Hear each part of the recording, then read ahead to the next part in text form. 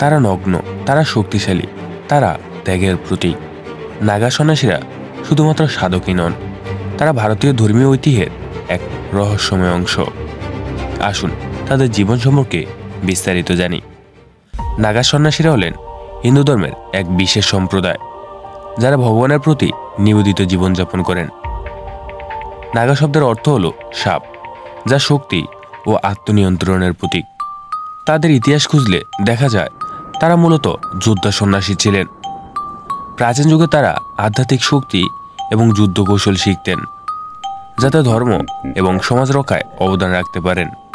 নাগা সন্ন্যাসীরা সম্পূর্ণ ভোগবিলাস ত্যাগ করে কঠোর জীবনযাপন করেন। তারা নগ্ন থাকেন, যা তাদের সকল জাগতিক মোহমুক্তি এবং প্রকৃতির প্রতি আত্মসমর্পণের প্রতীক। তারা গুরুদেবের কাছ থেকে দীক্ষা নেন এবং কঠোর তপস্যার মাধ্যমে আধ্যাত্মিক শক্তি অর্জন করেন। দীর্ঘ সময় ধ্যান, কঠোর অনুশীলন এবং যজ্ঞ তাদের দৈনন্দিন জীবনের অংশ। নাগা সন্ন্যাসীদের সবথেকে বড় ধর্মীয় অনুষ্ঠান হল কুম্ভ মেলা। এ মেলায় তারা একত্রিত হন, যেখানে তাদের দৃষ্টিনন্দন শোভাযাত্রা আয়োজন করা হয়। এই দৃশ্য কেবল দর্শনীয় নয়, এটি ভারতের আধ্যাত্মিক ঐতিহ্যের গভীরতা তুলে ধরে। নাগা সন্ন্যাসীরা এ মেলায় তাদের শক্তি প্রদর্শন করেন এবং ভক্তদের আশীর্বাদ দেন। নাগা সন্ন্যাসীদের জীবন আমাদের ত্যাগ এবং আধ্যাত্মিকতার শিক্ষা দেয়।